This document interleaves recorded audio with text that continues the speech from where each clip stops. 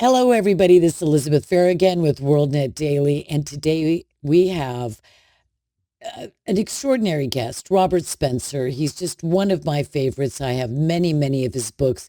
He is a super expert on all things jihad and Islam and how that intersects with Israel, with our Jewish population, and America in general, and our culture, our political culture, legislation, everything and jihad, obviously, in America and our national security.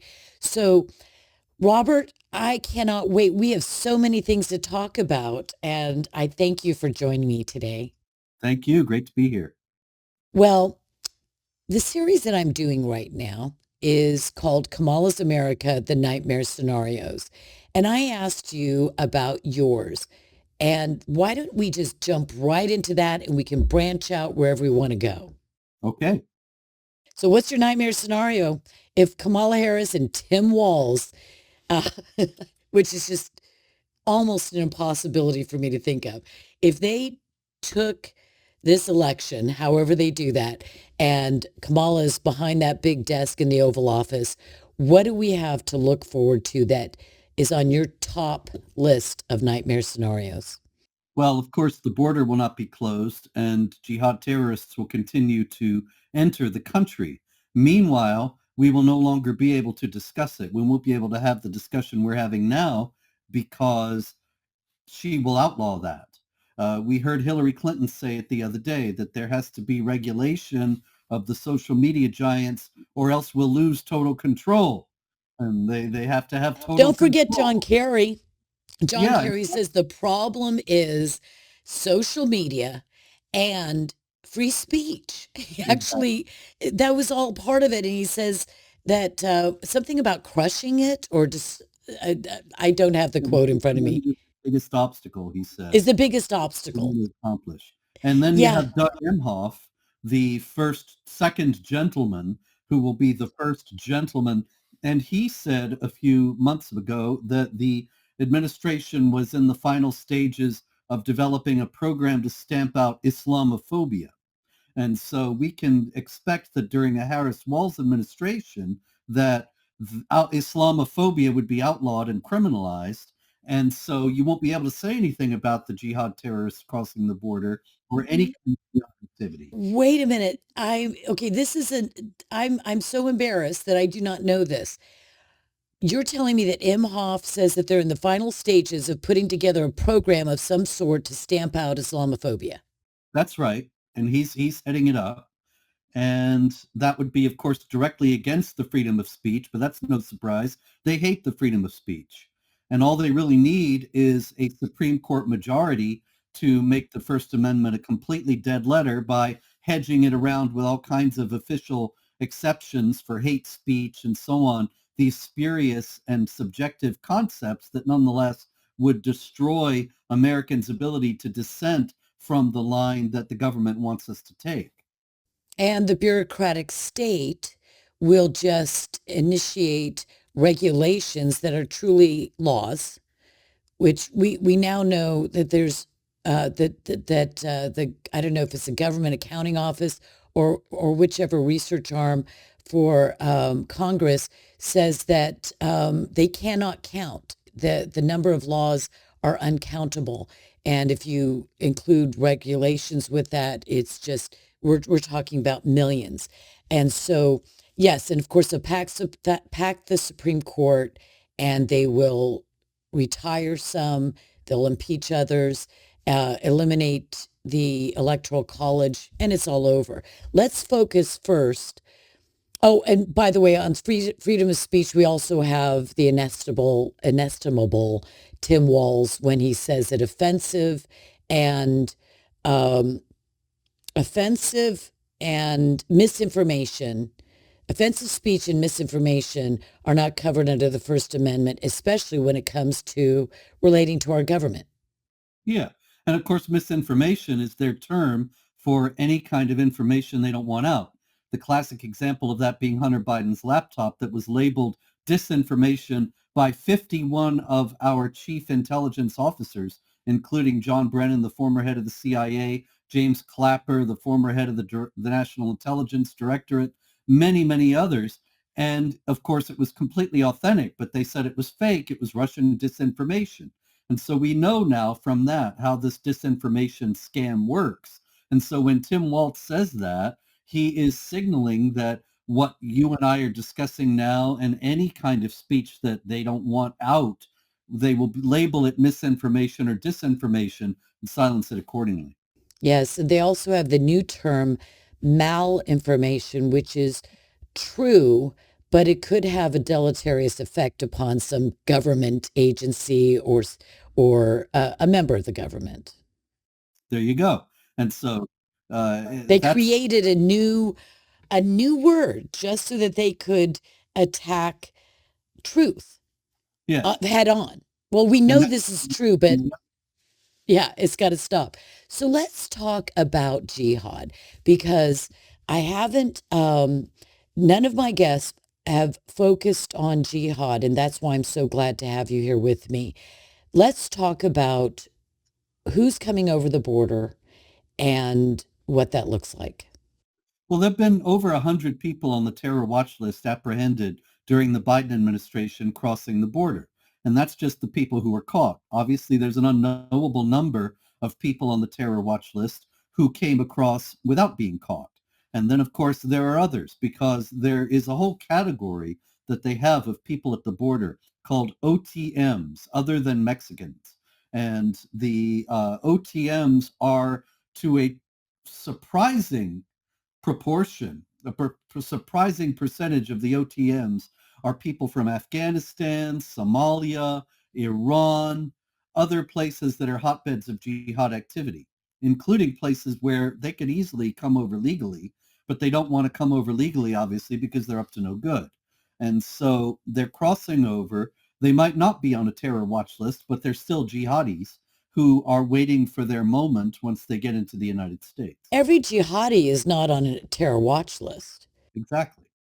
And I've even seen, I don't know if it's Ben Bergquam or who on the border has actually interviewed people who met up with terrorists who said they're terrorists and they're going to commit terror, but they know that no one is going, like, they can't be traced. They throw Mhm. away their passports. There's mountains of passports, and they come across and give a different name. My name is Mohammed Abu.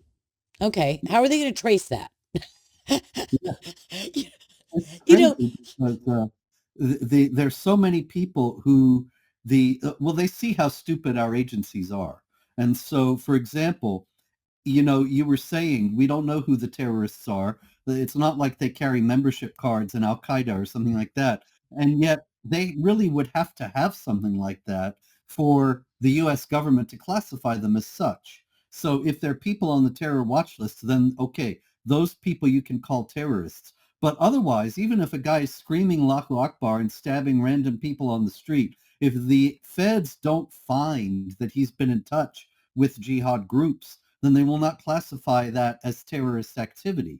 And so that actually indicates that a lot of the people who they may have justifiable suspicion of and who may be very clearly involved in jihad terror activity, they aren't classified as such crossing the border, which only means there are even higher numbers in the U.S. than most people realize. yeah, and the idea that we can go to Iran or Jordan or Venezuela and say, or communist China and say, "Hey, can you give us, the criminal record of the following person?" That just doesn't happen. So we know that these hundreds of thousands of criminals that they've allowed across the border are only the tip of the iceberg because, again, there won't be one that Venezuela confirms. Exactly. And obviously, Exactly. yeah, go ahead. No, you're absolutely right. And this is a very important point that actually, Trump, while he was president, was widely criticized for his so-called Muslim ban, which actually was not a Muslim ban. What it was in real life was an attempt to stop immigration from countries that would not or could not give us adequate information about people who were crossing the border. And that's a perfectly reasonable thing to do. If we don't know who these people are, why should we let them in? We don't know what they're going to do. And yet it was immediately repealed when Joe Biden became president because it was supposedly racist. And it was only against states, citizens of, or persons coming from states that were on watch lists or terror sponsor states, or that there was a high degree of possibility of a terrorist coming from that state. Is that Yeah, correct? but it was people who they wouldn't give us information about. And so in Oh, just playing Russian roulette and letting them in, we were saying, if you cannot give us adequate information, then we're not going to let you in. And so there were some countries refused to give us this information. That's how they got on the list. oh, I see. Okay. I didn't realize that nuance or that. Okay. Now I got it. Thank you. That's good information. Did you see that Catherine Herridge, um, I think she used to be with the New York Times, but, or CBS. Anyway, Catherine Herridge released a video several weeks ago that she interviewed, I believe, ICE agents, or they were from a related agency, who were whistleblowers and they had been retaliated against. And what they told her is that the requirement by law to take biometric data of everyone that they encounter at the border. I mean, obviously the gotaways are gotaways, but everyone that they encounter at the border, they're supposed to take, I think, a DNA swab. Personally speaking, I think they should have electronic fingerprint and also have a photo, etc. But if they just have the DNA and the so-called name, then at least that would be a start of a database that could be very usable. And she said, or they told her, all three of these agents, veterans, that they have not been collecting that data. It is not happening at all. Just a tiny, tiny proportion. What kind of a risk does not developing a database with photos, fingerprints, and DNA where we can follow up on crime, terrorism, and also um, uh, uh, not denaturalizing, but expelling illegal aliens afterwards. Well, consider this. Have you heard about the breach at Quantico not long ago? That there was a migrant from Jordan who was on the terror watch list, who crossed over illegally, and then next thing you know, he's in a truck trying to get onto Quantico Marine Base.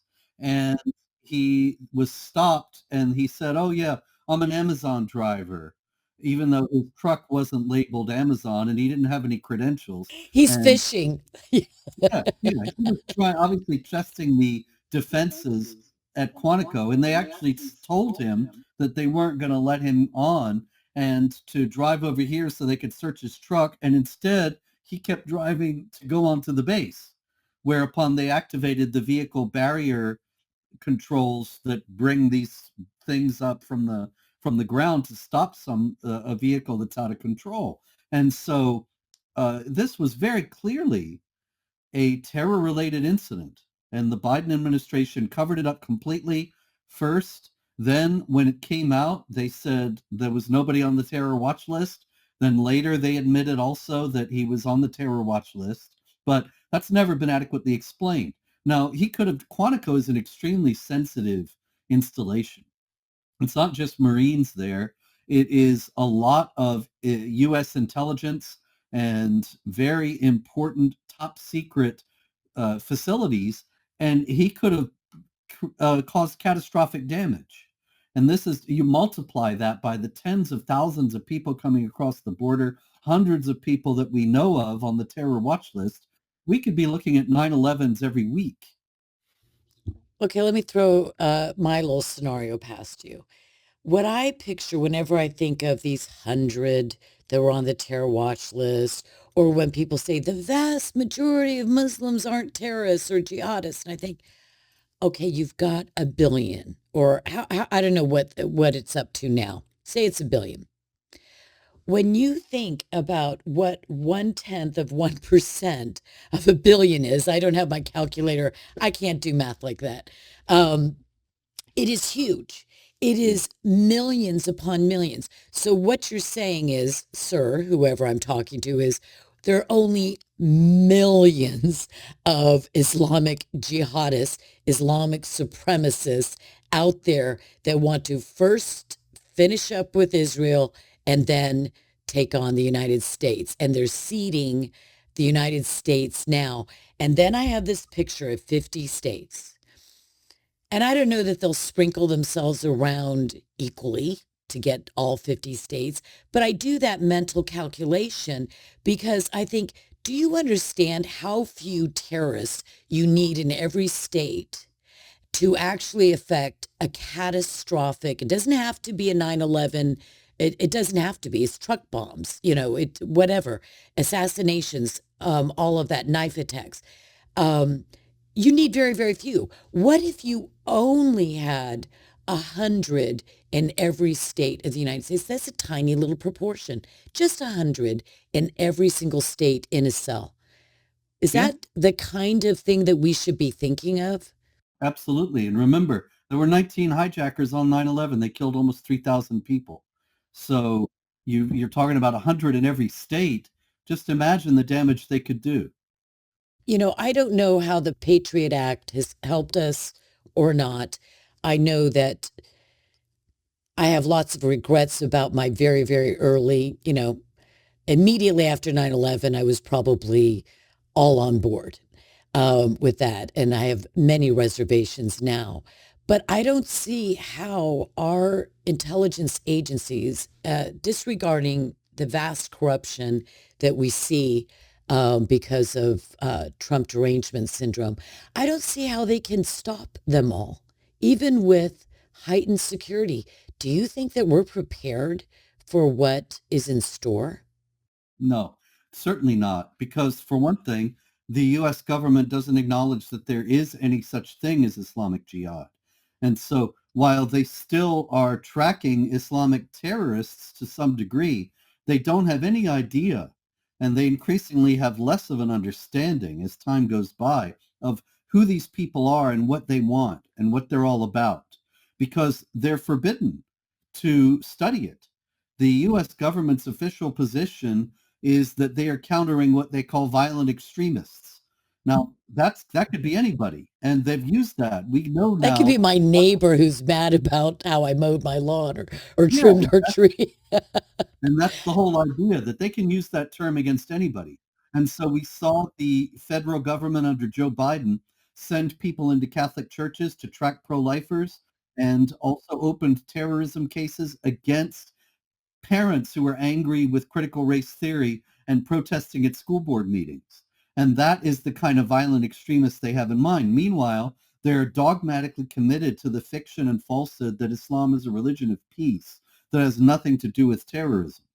And so I would imagine that they not only miss a lot of the Islamic jihadis, but they don't even know what to look for because they don't have any understanding of the ideology behind them. It's to me, on the outside looking in, it could seem very simple to say, okay, Islam, find a jihadist. These are the kinds of things he's talking about. These are the people but it's got to require people who are truly knowledgeable about the Quran, about Islam, about jihad, the history, Muslim Brotherhood. I mean, Hajjamin al-Husseini, go all the way back to all this and actually go back to Muhammad. And so it seems like we should have Arabic speakers, speakers of every kind of dialect. We should have speakers of the various other languages that are Islamic terrorist related, and that they should truly understand the theology, the ideology, the Islamist supremacism, and the way of working their and in like their cell organizations. And that's got to be something that you have to focus on. Absolutely. I can give you an example of that. It's because it's very important, and I don't think people realize, but they don't have a clue, the feds, because they don't want to have a clue. And I encountered this about 10 years ago when I was talking to an FBI agent, and we were talking about other matters that had to do with the Muhammad art exhibit and cartoon contest where we were fired upon by ISIS and so on. Was And that the with feds, Pamela Geller and yeah, and yeah, me. And yeah, and you. we were talking to the feds and cooperating with them because we didn't know yet that they were involved with inciting the ISIS guys to kill us. But anyway, so I was talking to this FBI agent, and I mentioned in passing that I had a lot of death threats. And uh, this agent, who is now the head of the election crimes commission for the FBI, which makes me wonder if she's committing the election crimes or trying to stop them. But in any case, she said, "Oh yeah, we'll look into that." So she got back to me actually a few days later and said, "We looked into some of the threats that you've been getting, and you don't have to worry because." They were saying Allah should punish him. Allah should kill him, and so they weren't saying that people should do it. And I thought this is an indication of what happens when you don't know anything about Islam, because the Quran, the holy book of Islam, says that Muslims should fight unbelievers and be and Allah will punish them through the believers. So when you say Allah should punish somebody, you're really saying that Muslims should go and kill this guy You because know, Allah that's will punish extraordinary. his enemies through the believers. But the What FBI had no idea of that because they can't study Islam.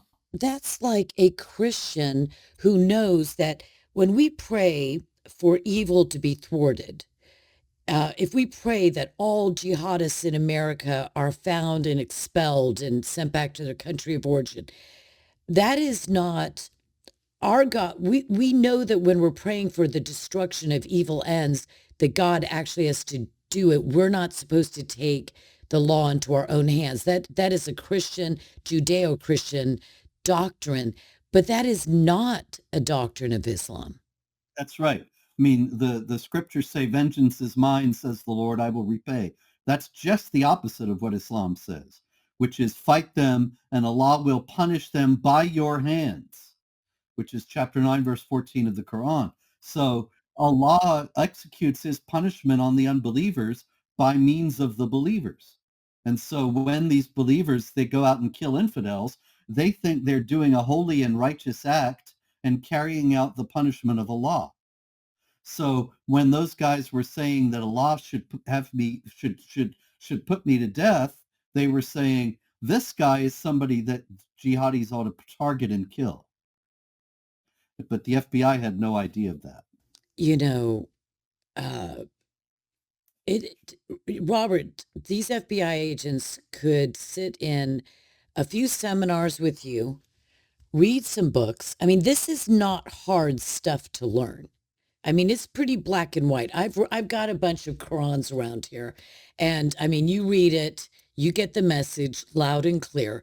They don't even have to read it; just some papers quoting some of the key verses and getting the idea of Hudabiya and Taqiya and all of these various things. You get, I mean, like a week, and they would know enough to not believe what this FBI agent, who I hope is not going to work for the Secret Service, because we know they hire just about anybody now.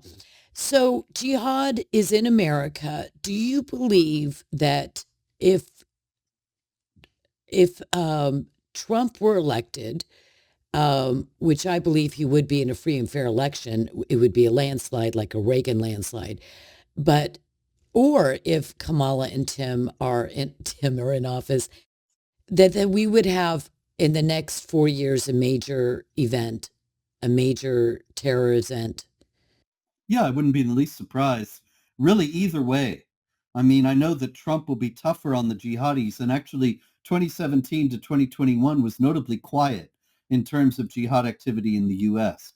But at this point, the left is so unhinged and hates Trump so much and is so enraged at the prospect of losing its hegemony that they might welcome and even aid and abet a jihad terror attack, a major one, in the United States so that that would discredit Trump and make it look as if he was ineffective. And then, of course, if Harris and Walz are elected, then it happens because they're simply not going to be watching and stopping them. I And so think of it either way, as, I think we're in for it. I believe that during these 4 years, that all the setup for the next terror attack has already taken place. I mean, Hmm. in other words, the people have moved in. They knew that they might potentially lose this open border program of Kamala Harris and or Joe Biden and Kamala Harris, and that they moved everybody into place because, you know, these same regimes that want to wipe every Jew off the face of the earth also chant death to America like every Friday night in Yeah. Tehran. So In, it's really Joe Biden and Kamala Harris, I believe. I mean, that's my assessment, that will be responsible for that happening, or likely happening. I hope it doesn't happen, of course. So that's terrorism. Is there anything that we can do as Americans? Is there anything that our Congress is doing right now to try to reverse this? I mean, we have the open border, but is there anything that we can do to root out and find the jihadists among us? How does America, how does our Congress pass laws? How do our intelligence agencies and Americans in general, how do we fight this growing jihad? well, if we had a government that had any interest in doing so in a serious way, then in the first place they ought to use the sedition laws against these preachers. Like, for example, recently there was in Dearborn a demonstration where they were chanting "Death to America." Well, these people live in America. They enjoy the benefits of living in America, and yet they're chanting death to America. We have laws about that, that if you are advocating for the violent overthrow of the US government, then that is something that can be prosecuted. It seems to me that needs to be revised so that it's not necessarily the violent overthrow, because these people are saying when Sharia is ultimately instituted in the United States, they're not envisioning it being violent because it will happen by demographic change until the Muslim majority imposes Sharia as a matter of course. But that is still the overthrow of the existing government. And it ought to be something that would raise the alarm of law enforcement. But of course, now that would just be Islamophobic to apply. So I have long asked myself that same question. Why? And I know the exact incident you're talking about, and it disturbed me very, very much that anyone in America would be chanting death to America, and then there's no repercussions for that. And this happens fairly frequently. And it seems to me that the great danger, of course, is free speech, because there's that line and you have to craft it so that it doesn't cross the line where then the grannies carrying their Bibles are targeted because they're calling, for holy living among Americans, and maybe relating to homosexuality or same-sex marriage, that kind of thing. And so it's a sticky wicket. Mhm. But I agree with you that there should be an open discussion, because if we just could elevate the discussion, a lot of people would then at least be, grinding their brain cells or exercising their brain cells on this. And To also put the idea of some Sharia.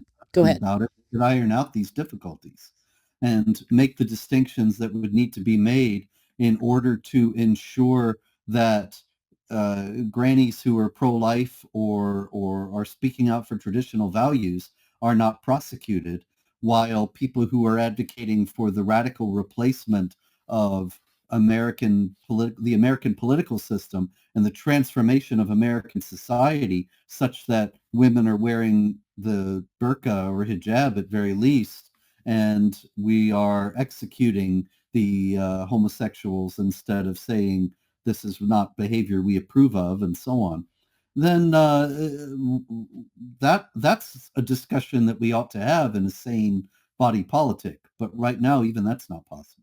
Right. I think for myself, I believe that um, that Sharia is illegal under our Constitution. It seems to me that Sharia and um, Marxism, socialism, is unconstitutional. And so that's another problem I have is I believe that we need to have a national discussion about these states or communities. I don't want to live in a country where there are no-go zones. Will we, I mean, do we have that now in Michigan? Any no-go zones? And are we headed that direction? Not exactly yet, but we certainly are headed in that direction. I mean, in the name of diversity, all this has happened, and yet we're creating these monochromatic communities. For example, in Hamtramck, Michigan, they have a Muslim mayor and an all-Muslim city council. And so that's diversity. That's not diverse. That's completely one-sided. And that's the kind of thing that happens that ultimately will create no-go zones, because what happens is Islamic law is imposed and takes over, and then the non-Muslims are not welcome or not safe in the area. We don't have any place like that in any recognized way, but it's a lot farther along than most people think. For example, it's been 10 years now, or close to it, since some Christian evangelists were actually arrested in Dearborn for preaching David Wood and Nabil Qureshi, the late Nabil Qureshi. They were arrested for preaching. Actually, they were just talking to Arab Muslims at an Arab festival, not a Muslim festival, an Arab festival. And so it was nothing illegal that they were doing. It was only illegal under Islamic law, under Sharia. But they were arrested then. Now then, at that time, they had to drop the charges and apologize. But if it happened again now, they might not end up having to drop the charges and apologize. In another few years, it'll be taken for granted that that kind of behavior is illegal. You know, when you think about the demographic threat to America, and our so many people have become their understanding is not based on logic applied to and reason applied to factual data, but more the sloganeering of the left. So they actually believe that demographically we should have an immigration policy that has no preference for people that come from countries that the culture, their value system is similar, at least, to our own, or at least not contrary to, incompatible with our cultural system. And that also would then include religion. But our First Amendment right to the free expression of our religion in all things does not extend to our immigration policy. It's not freedom of expression of your religion to all people in all other nations to be able to immigrate to the United States. And I believe that we're neglecting the immigration, the demographic reengineering of America toward a Muslim majority in certain states, and that the consequence will be that as Biden and Harris flipped their wigs when they saw that Minnesota or Michigan might not vote for Biden, um, that they sent their emissaries there, even government, even persons that are not part of the political wing of the Biden campaign, and they went there to assure Muslims, no, no, no, we've got your back. And my problem is Islam is incompatible with Christianity. That's just a fact. It's not the same God. It's not the same belief system, cultural system, legal system. There is nothing other than the fact that it's a religion that's similar. And when we take one state, such as Michigan, and it's concentrated there, just like in London, in England, when it gets to the point that Michigan is a state that's going to determine an election, what do you think both candidates are going to have to do in terms of their policy to get Michigan and their electoral votes? Well, we're already seeing it, with Kamala Harris and Joe Biden betraying Israel, withholding arms shipments to Israel, sending 10 billion to Iran, sending millions to Lebanon and to Gaza, which means to Hezbollah and to Hamas, because there isn't any force in either place that can keep that money out of the hands of Hezbollah and Hamas. Uh, allowing Israel to be condemned at the United Nations instead of voting no. All these things are designed to get the votes in Michigan and Minnesota. Now, of course, the groundwork for that has been laid for a considerably longer period because the anti-Israel officials have been part of the Biden administration from the very beginning. And this is because these people are Marxists, they're socialist internationalists, and so they are collectivists. And that we hear this with Kamala Harris saying she wants equity, that there'll be equality of outcome. And equality of outcome, that's pure communism, because you may be smarter than me or work harder than me, and that means you might end up richer than me. And as far as Kamala goes, that doesn't matter. She's going to take it away from you, and everybody's going to have the same amount, no matter how hard they work or how little they work. And the ultimate collectivism was Mao's China, where everybody even all wore the same clothes, because if your clothes are nicer, then we're not equitable anymore. So the communist imperative hates individualism. It hates particularity. Israel is a Jewish state. That can't exist. All these states are fine because they're authoritarian. Islam lends itself to authoritarianism, but Judaism does not and Christianity does not. So a Jewish state is unacceptable, has to be destroyed. And this is why ultimately the Harris administration will be what the Biden administration has been, deeply hostile to Israel, like the Obama administration, and wanting to destroy it because it interferes with their collectivist goals. Well, you're so right to say that Islam lends itself to authoritarianism, and that's what they share in common. The strong man at the top, and the power is the government is God in a sense. Well, not God, the power. Whereas in America, it resides with the people and their consent. And what I see is an unholy alliance between the Marxist woke. Um, Socialists, leftists, progressives, and Islam, that they probably both, when they're sitting around drinking some tea or coffee, say to themselves, well, when we've destroyed America and the constitutional foundation upon which it was founded, through both Marxist ideologies, woke, CRT, and Islam, then we'll fight it out head to head afterwards. Mhm. But the enemy of my enemy is my friend or whatever. And, we might as well be in the same alliance. And then they both think that they'll destroy the other after Yeah, the fact. the hard left tried to destroy religion several times. The French revolutionaries tried and failed. The Soviets tried and failed. Others have tried and failed.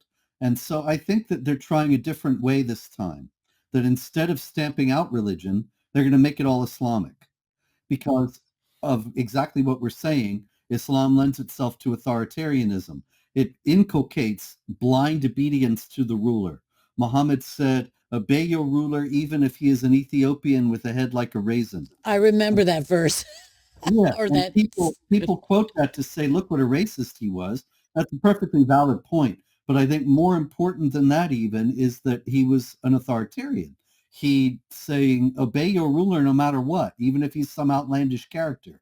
And so this is exactly what the left wants to hear. Obey your ruler no matter what. And Hitler loved, well, okay, loved.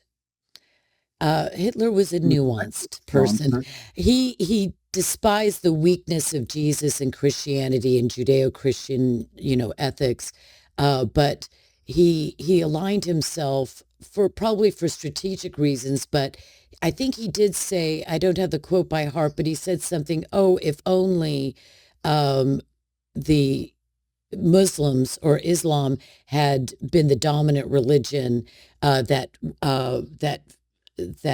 took Europe, and so that they wouldn't have the weakness of Christianity. That was a pretty bad paraphrase, but it did convey No, it. that was So, it. No, you hit it entirely on the head. That's it. He had said that it was a shame that Charles Martel had stopped the Muslims that's at it, Tours in 732 Charles. because he would have preferred that Germany had been conquered by the Muslims and Islamized, because he thought that the Germans, with their martial spirit, were suited to Islam, which is this martial, aggressive, expansionist religion, and that it would have been a world beating combination that would have enabled Germany to conquer the entire world. That's so he said. And I believe that it's truly tragic that our demographics are being re-engineered in America deliberately. I mean, this is a kind of warfare. It's recognized as such, that you conquest through demographic re-engineering, but it's happening in multiple ways.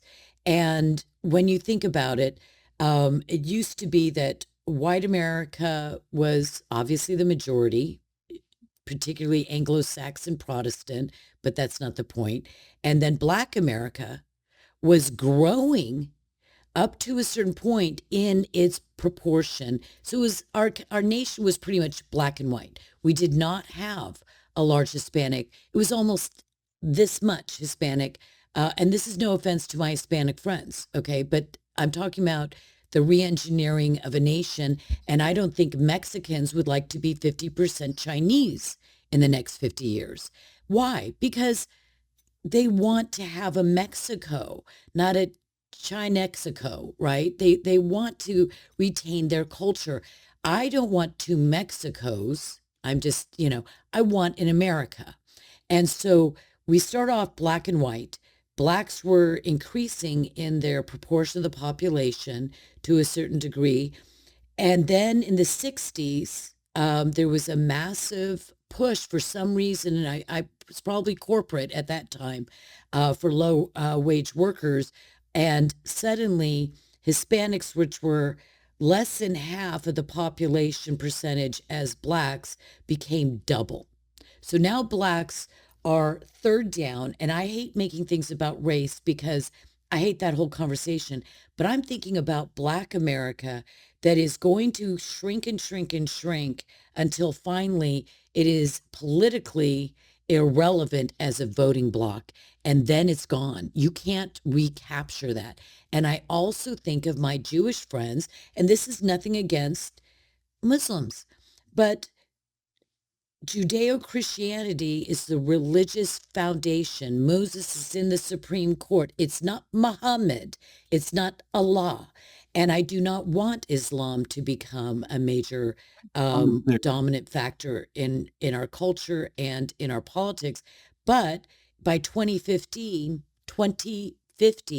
Islam is on track to, through immigration and birth, to supersede Judaism as the largest non-Christian religion in America. Yeah. So I've laid out this thing that really plagues me.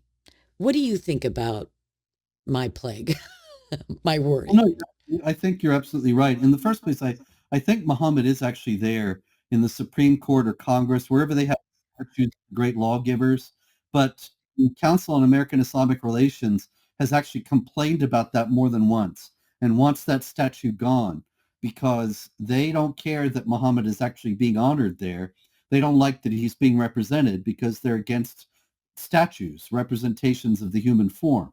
And so that is, I think, in microcosm, one of the problems we're going to increasingly have as Muslims become a significant minority in America, that there's going to be an increasingly vocal push for the imposition of Islamic values. And that will mean the destruction of representational art, the restrictions on the sale of alcohol, restrictions on the sale of other things that are against Islam, and pork, for example. And people don't realize that Islamic law doesn't just apply to Muslims only, but to non-Muslims as well. And it's not enough for Muslims not to buy the alcohol. It has to not be available to anybody else. And periodically, I cover stories like this at my website, Jihad Watch, where, for example, the Sharia police in northern Nigeria go in and raid some liquor store and destroy thousands of bottles of liquor. Well, the